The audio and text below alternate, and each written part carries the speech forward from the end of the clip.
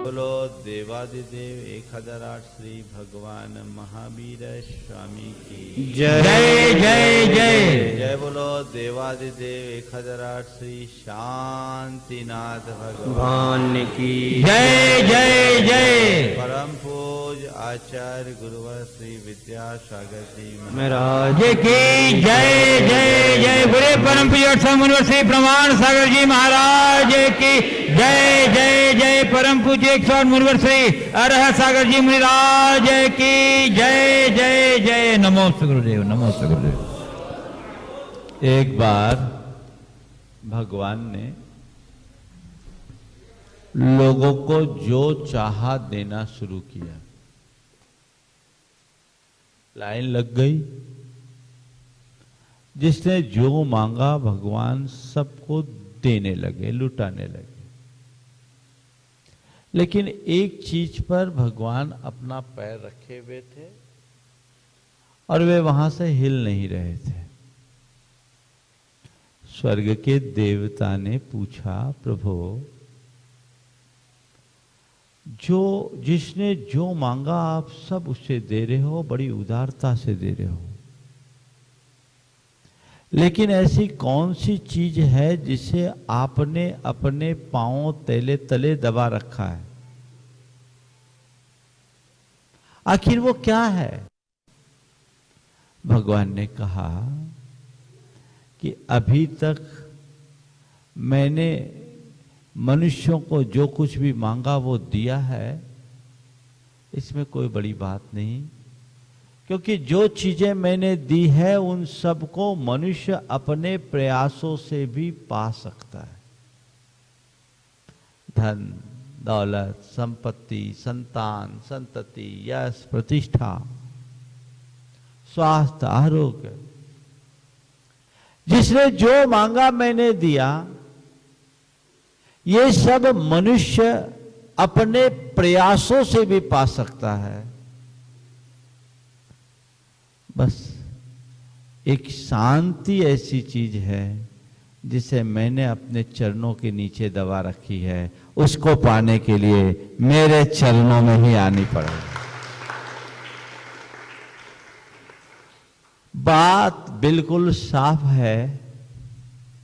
शांति चाहिए तो शांतिनाथ के दरबार में आइए, उसके बिना शांति नहीं। हर मनुष्य के हृदय में शांति की प्रबल चाह है, लेकिन ये जीवन का बड़ा सत्य है कि शांति तभी आएगी जब हम परमात्मा की शरण में अपने आप को अर्पित करेंगे।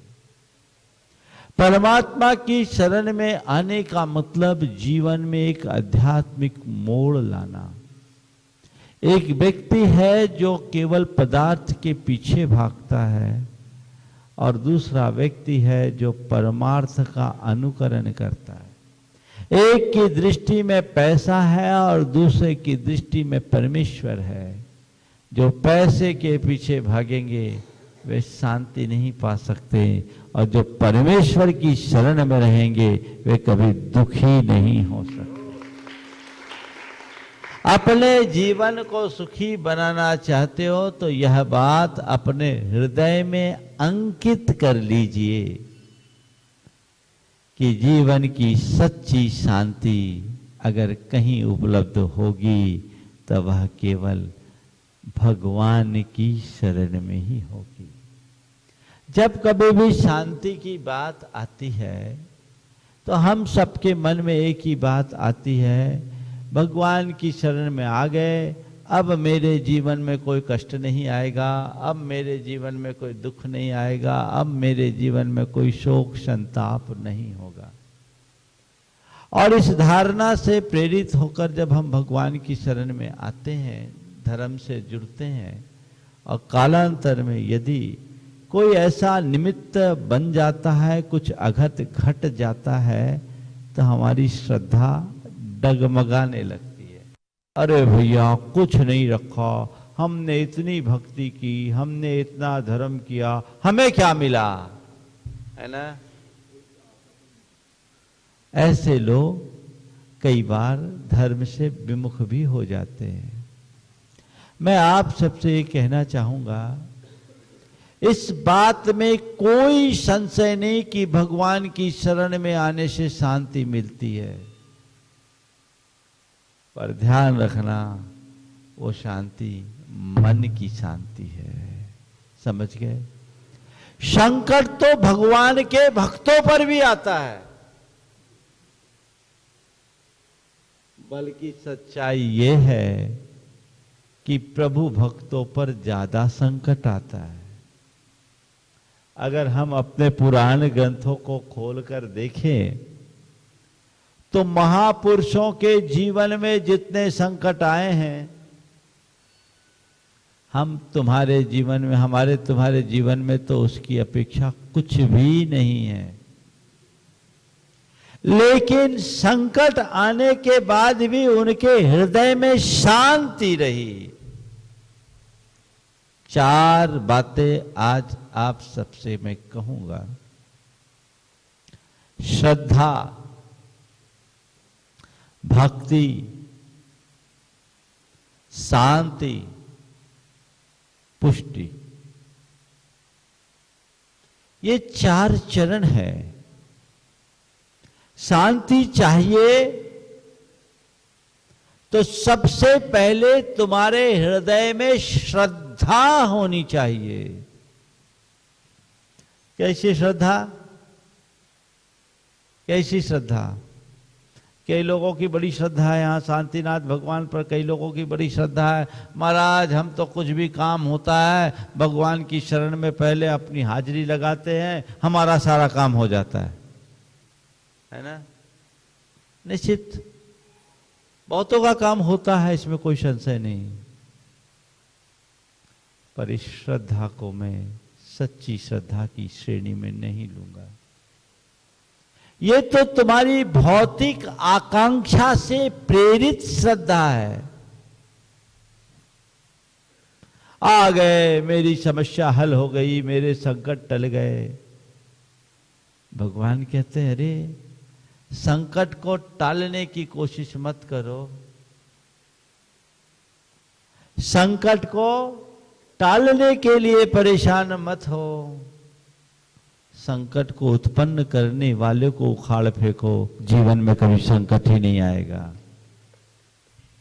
लोग अपने दुख को, अपने कष्ट को दूर करने के लिए भगवान की आराधना करते हैं। संत कहते हैं उसकी जड़ को मिटाने की कोशिश करो। कर्म काटने के लिए अगर प्रभु की आराधना करोगे तो बाकी चीजें तो स्वतः दूर हो जाएगी।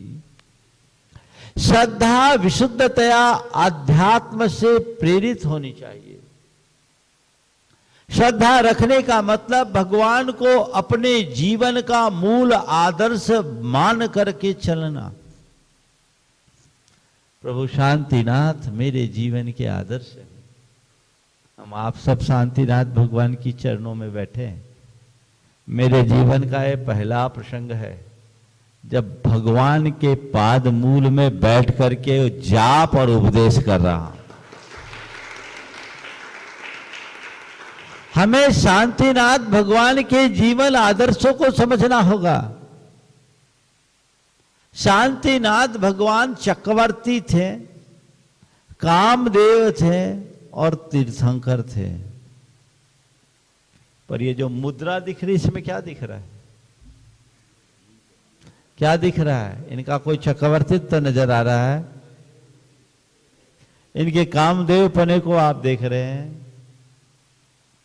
क्या देख रहे हैं? जो कुछ इनके बाहरी जीवन को महिमा मंडित करने वाले साधन थे, उन्होंने उन सब को छोड़ दिया। लक्ष्मी विभव सर्वस्वम साम्राज्यम सार्वलांछनम।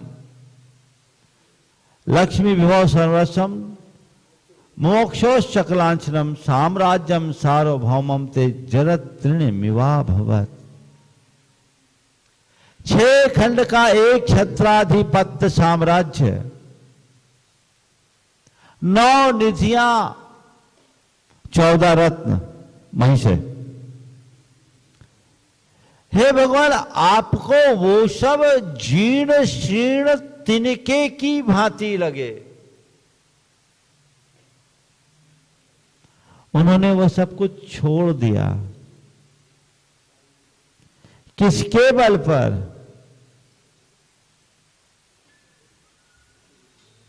किसके बल पर? किस लिए छोड़ा? भगवान ने इस दिगंबर अवस्था को, इस अकिंचन अवस्था को, राजपाट वैभव सब कुछ क्यों छोड़ा? छोड़कर क्यों धारा? कभी विचार किया मन में? इसलिए कि शांतिनाथ भगवान खुद शांति के उपासक थे।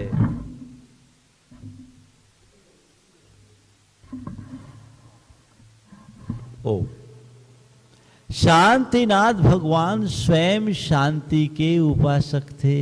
उन्हें शांति चाहिए थी और उनका ये बहुत बड़ा आदर्श है, शांति भोग में नहीं त्याग में है। शांति अर्थ में नहीं परमार्थ में है। ये आत्मसात कीजिए और तभी शांति होगी। सदोष शांता विहितात्म शांति, शांतेर विधाता शरणम गताना भूयात् भयो क्लेश भयोपशांते, शांते दिनों में भगवान शरण्य।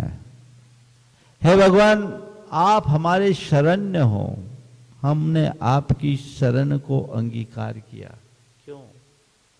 सदोष शांता विहितात्म शांति, आपने अपने दोषों की शांति करके, यानी अपने दोषों का शमन करके आत्म शांति को प्राप्त किया। आपने शांति कैसे पाई? दुखों के निवारण से या दोषों के निवारण से? कैसे पाई? सदुख शांता नहीं बोल रहे, सदोष शांता विहितात्म शांति। अपने दुख निवारण के लिए तो प्रभु के दरबार में तुम रोज आते हो।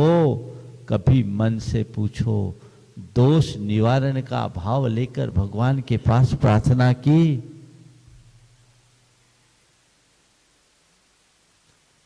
श्रद्धा ऐसी हो कि प्रभु आपकी शरण में आऊं, मुझ में ऐसी शक्ति मिले, मेरे अंदर ऐसी क्षमता जगे, मेरी आत्मा की पात्रता विकसित हो, मेरे दोष शांत हो, ताकि अंतर मन में शांति हो, जीवन के तमाम उतार चढ़ाव को भी मैं समता से झेल सकूं, जीवन में आगत बड़े बड़े दुखों को भी सहने की मुझ में सामर्थ्य आ सके।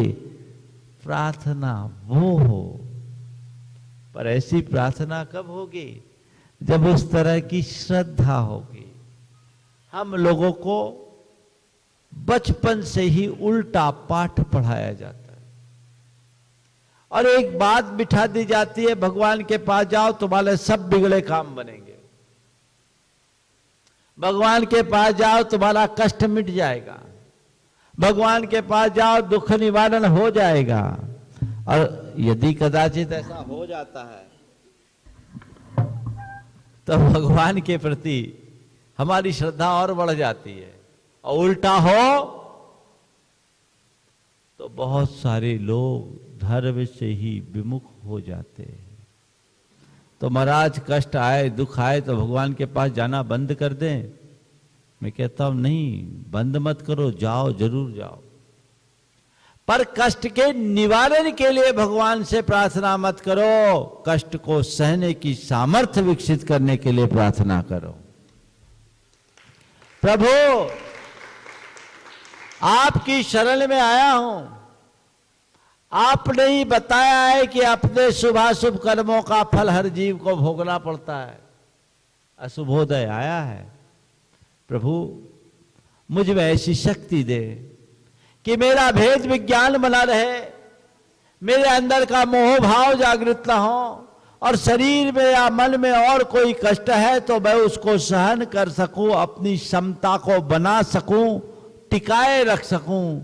ऐसी बुद्धि मेरे हृदय में आए कि मैं कर्म को काटूं, कर्म को भोगने की नौबत मेरे जीवन में ना आए। जिस किसी तरीके से आकुल व्याकुल चित्त होकर दुख को भोगना, कर्म भोगना है, और आए हुए दुखों को क्षमता से स्वीकार करना, कर्म को काटना है। यदि जीवन में कष्ट आए और उस घड़ी तुमने अपने अंदर स्थिरता रखी तो ये मान करके चलना, कष्ट मिटे या ना मिटे, कष्ट को जन्म देने वाले कर्म जरूर मिटेंगे। और आकुल व्याकुल हुए तो कष्ट तो मिटेगा नहीं, दुख तो मिटेगा नहीं, भावी दुख के बीजों का बपन और हो जाएगा नए कर्म के बंध के रूप में। तो सच्ची श्रद्धा अपने भीतर जगाइए, ऐसी श्रद्धा जिससे भगवान और भगवान के आदर्श तुम्हारे हृदय में बैठ जाए। मुझे देखने में आजकल आता है कि इतना तत्व ज्ञान भरा जैन धर्म थोथे कर्म कांडों में उलझता जा रहा है। लोगों को वास्तविकता का पाठ कराए बिना केवल कर्म कांडों की प्रेरणा दी जाने लगी है। उस कर्म कांड से प्रेरित होने के कारण प्रायः लोगों के हृदय में अंधविश्वास जग रहा है।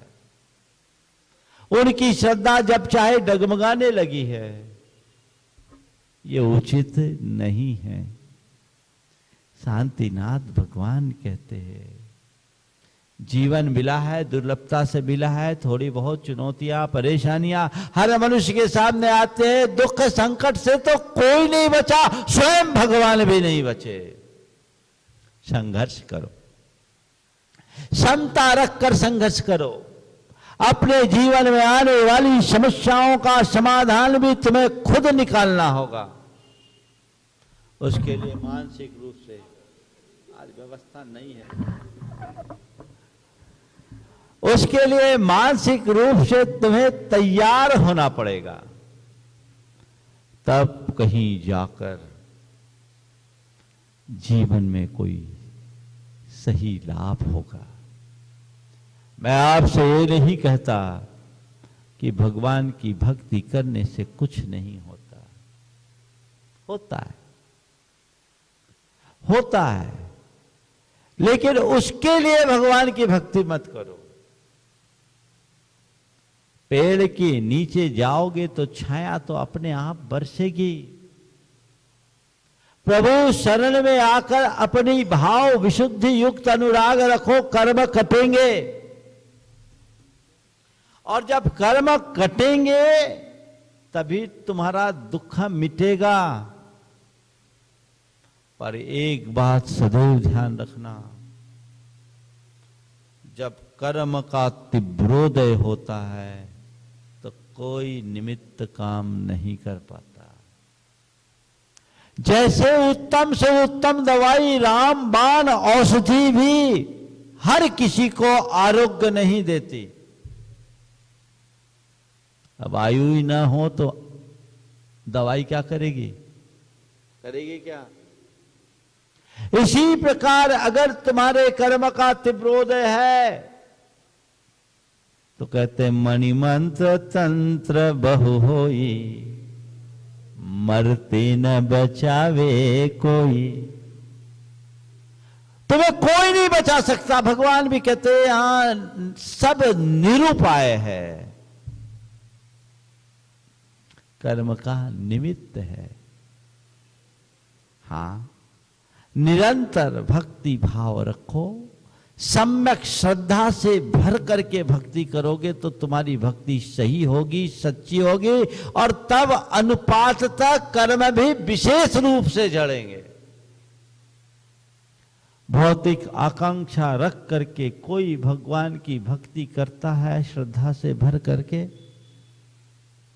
कदाचित उसे केवल थोड़ा सा पुण्य बंधेगा और हो सकता है उस पुण्य के निमित्त से उसका कुछ काम संभल जाए, बन जाए। लेकिन सम्यक श्रद्धा से आपूरित होकर के अगर कोई भगवान की भक्ति करेगा तो उस भक्ति के प्रताप से न केवल पुण्य बंधेगा अपितु पुरातन कर्म भी कटेगा। क्या चाहते हो? अपनी भक्ति का पूरा लाभ लेना चाहते हो या आधा अधूरा? क्या लेना चाहते हो? पूरा लाभ लेना है तो अपना कंसेप्ट बदल लो। जब भी अशुभ का उदय आए शुभ में रमो। शुभ से ही अशुभ को काटा जा सकता है, लेकिन समता रखकर इसे स्वीकार करके, ठीक है मेरे कर्म का उदय आया है, अब जाएगा सो जाएगा। भगवान आपकी चरणों में आने के बाद कम से कम मेरे अंदर उसे सहने की शक्ति तो आएगी। खूब विशुद्धि रखो, जीवन में बड़ा बदलाव आएगा। बहुत सारे लोग अपनी सम्यक श्रद्धा के बल पर अपने जीवन में बहुत बड़े बड़े बदलाव घटित किए। एक ब्रह्मचारी आता था संघ में, जबलपुर में 1988, उसे हमने 90 तक देखा, फिर देखा नहीं, पता नहीं आज इस दुनिया में है या नहीं। उसको सफेद दाग थे। श्रद्धा देखिए, भक्ति देखिए, उस सफेद दाग के छोटे छोटे स्पॉट्स पूरे शरीर में थे और लोग उसे बड़ी हीन दृष्टि से देखा करते थे। पर वो पक्का भेद विज्ञानी साधक था। उसने देखा और सोचा ये मेरे कर्म का तीव्रोदय है, इसकी चिकित्सा तो है नहीं, और शरीर के इस बीमारी के कारण मैं मुनि बन करके कोई तप तो कर नहीं सकता, मैं दीक्षा का अपात्र हूं, तो मुझे कर्म काटना है। और कर्म काटने के लिए वो व्यक्ति सम्मेद शिखर गया। 2 साल बाद मिला तो देखा एक भी स्पॉट नहीं। मैंने पूछा क्या बात है भाई? उसका नाम था राम कुमार। जबलपुर के लोग जानते होंगे उसको, अब है कि नहीं है दुनिया में, मैंने 90-92 के बाद देखा नहीं। एक भी स्पॉट नहीं। मैंने पूछा आश्चर्य हुआ, कहां हो गया? बोले बस कुछ नहीं महाराज, कर्मों का खेल था, खत्म हो गया। कर्मों का खेल था, खत्म हो गया। देखो कितना ऊंचा आदर्श। ज्ञान उसको विशेष नहीं था, पर तत्व ज्ञान की समझ पूरी थी। मैंने कहा क्या किया तुमने? बोला महाराज मैंने 108 वंदना की सम्मेद शिखर की, नित्य नित्य लगातार 108 वंदना की, और हर जगह मैंने भगवान के चरणों का अभिषेक लिया, गंधोदक लिया, और अपने पूरे शरीर में औषधि की भांति लगा दिया। महाराज आज काया पलट। अब इसको सुनकर तुम क्या करोगे? तुम्हारे साथ भी ऐसा कुछ होगा तो तुम भी जाओगे, उसकी नकल करोगे और शिखर जी जाके गंधोदक लगाओगे, और फिर ठीक होगा नहीं होगा, और ठीक हो गया तो हमारे गुण गाओगे, और ठीक नहीं हुआ अरे महाराज तो ऐसी ही उपाय बताते रहते, कुछ नहीं हुआ, है ना? यही है ना गड़बड़।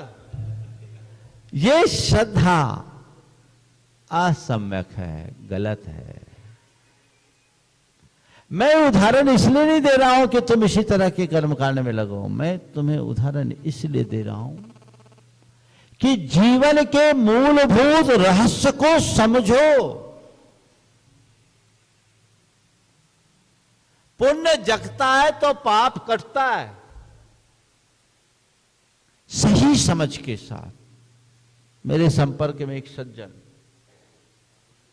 जिनको व्यापार में भारी नुकसान हुआ, उनके बेटे ने कुछ गलत पॉलिसी अपना ली, करोड़ों का सामर्थ्य रखने वाला, लाखों का दान देने वाला व्यक्ति सड़क पर आ गया,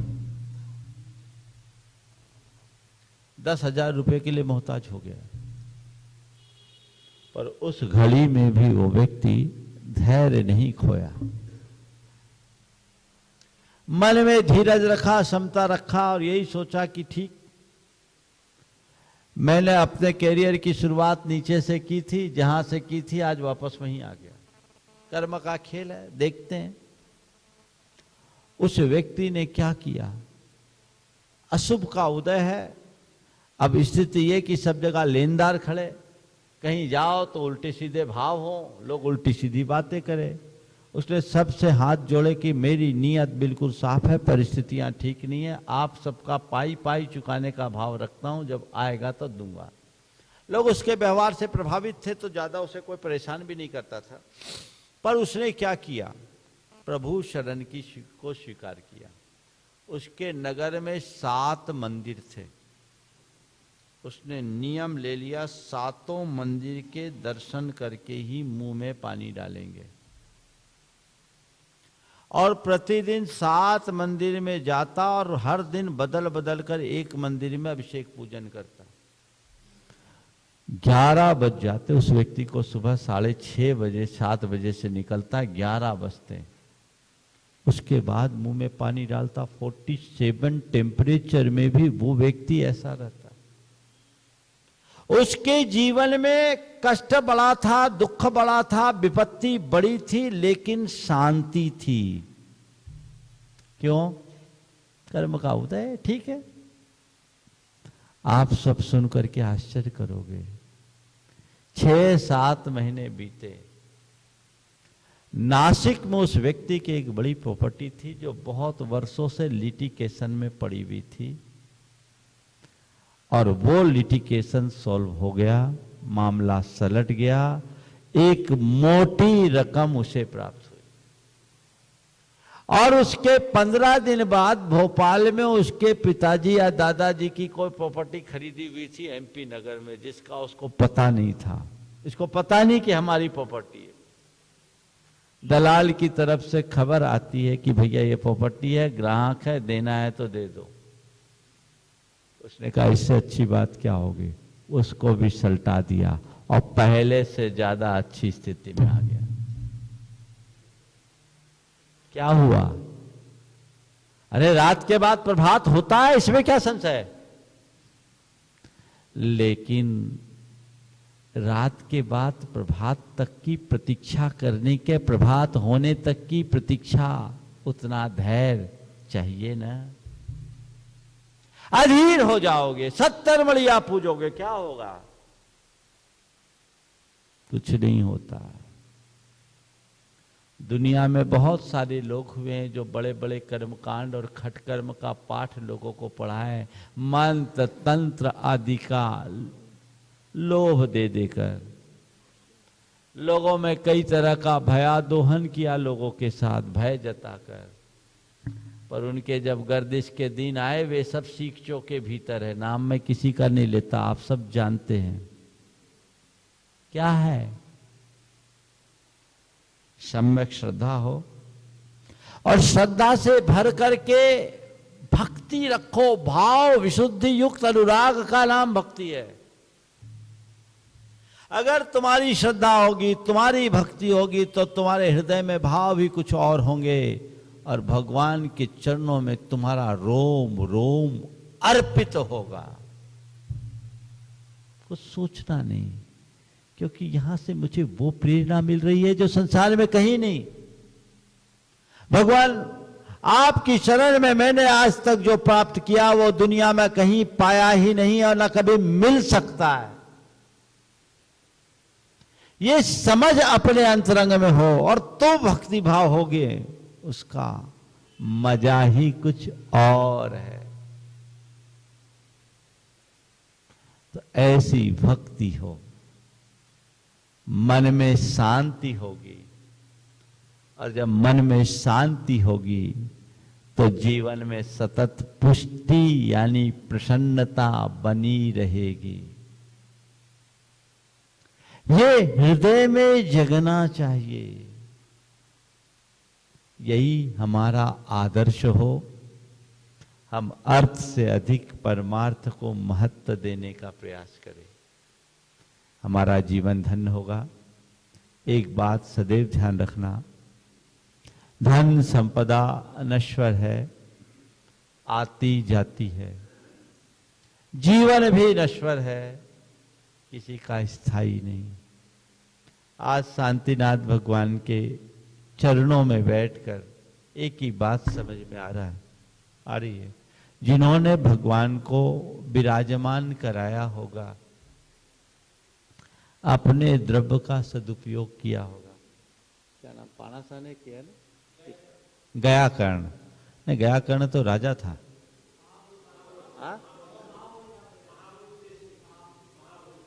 महाभोज श्रेष्ठी ने, वो श्रेष्ठी होगा और भी जगह जिनमें में विराजमान किए होंगे।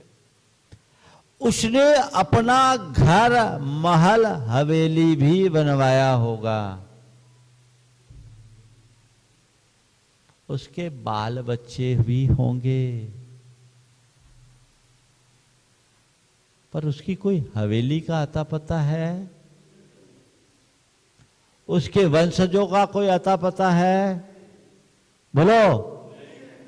अब भगवान शांतिनाथ 1000 वर्षों से जहां के तहां खड़े हैं।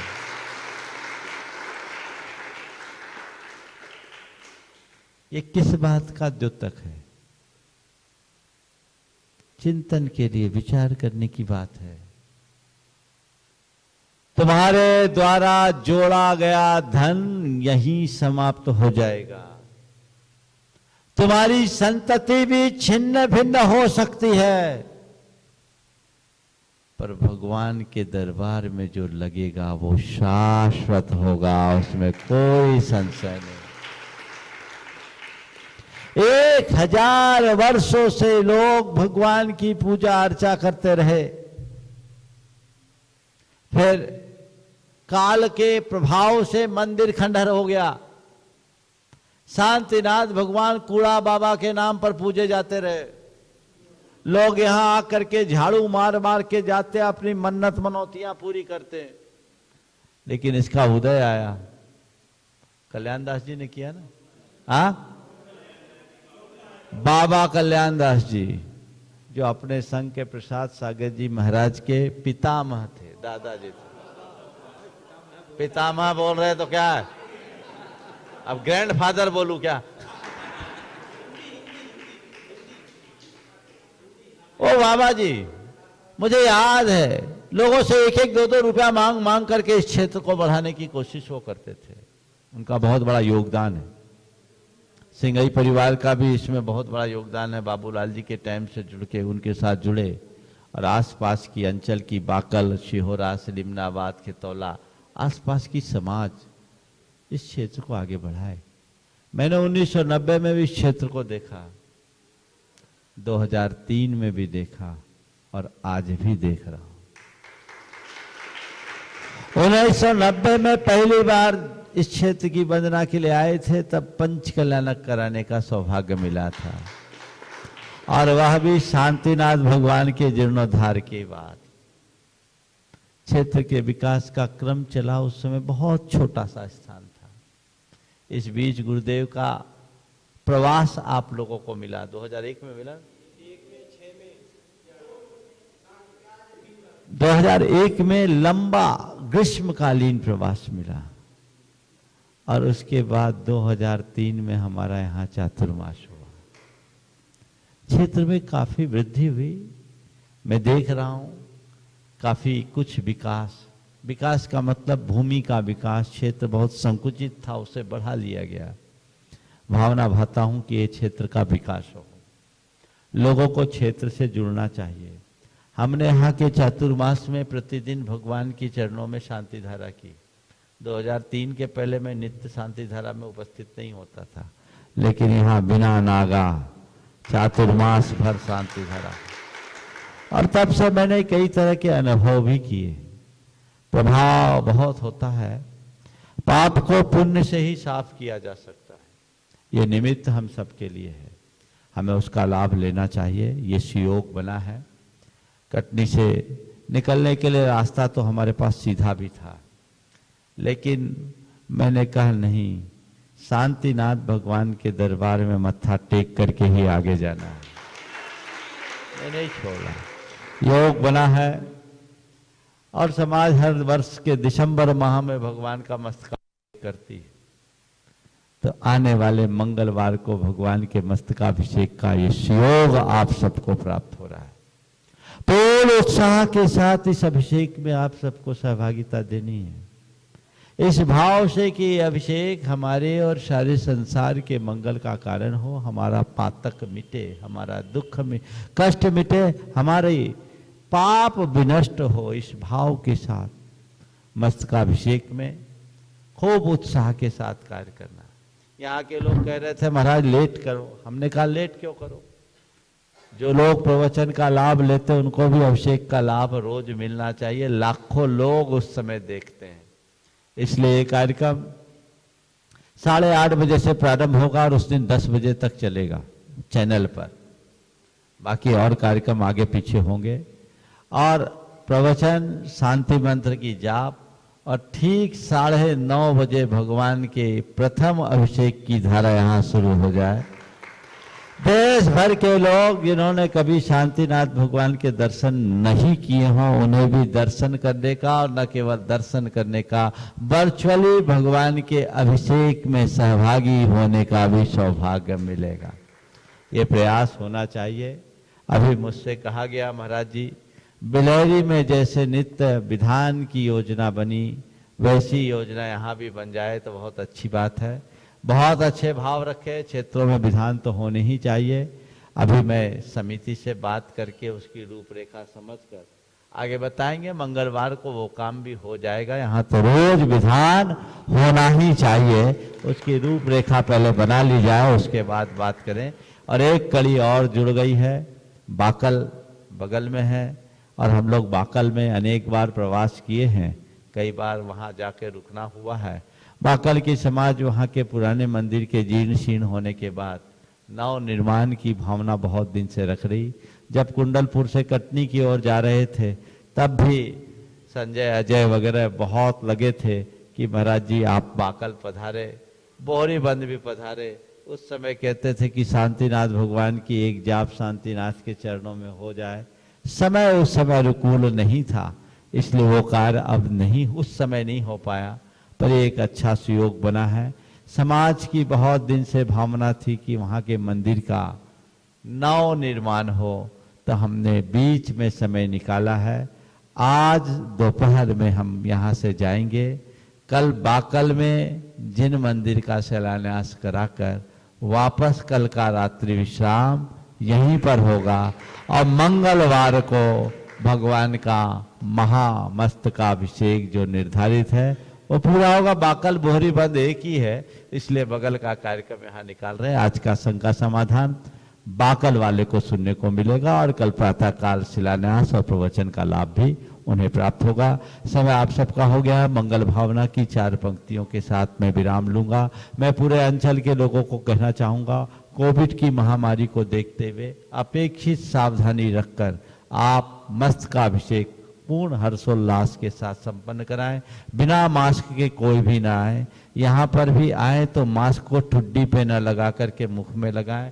आप स्वयं बचे, औरों को भी बचने की प्रेरणा दें, तभी हम कुछ अच्छा कर पाएंगे और इस नैमित्तिक अनुष्ठान का पूर्ण लाभ ले पाएंगे। मंगल भावना की 4 पंक्तियों के साथ विराम। मंगल मंगल होए जगत में सब मंगलमय हो। ओए जगत में सब जन मंगल हो। इस धरती के हर प्राणी का मन मंगलमय हो। इस धरती के हर प्राणी का मन मंगलमय हो। मन का सब संताप मिटे अरु अंतर उज्ज्वल हो। मन का सब संताप मिटे अरु अंतर निर्मल हो। राग देश और मोह मिट जाए आत्म निर्मल हो। राग देश मोह मिट जाए आत्म निर्मल हो। का मंगल गान करे सब पापों का क्षय हो। प्रभु का मंगल गान करे सब पापों का क्षय हो। इस जग के हर प्राणी का हर दिन मंगलमय हो। इस जगह हर प्राणी का हर दिन मंगलमय हो। मंगल मंगल हो जगत में सब मंगलमय हो। मंगल मंगल हो जगत में सब मंगलमय हो। धरती के हर प्राणी का मन मंगलमय हो। इस धरती के हर प्राणी का मन मंगलमय हो। जय बोलो श्री शांतिनाथ भगवान की जय।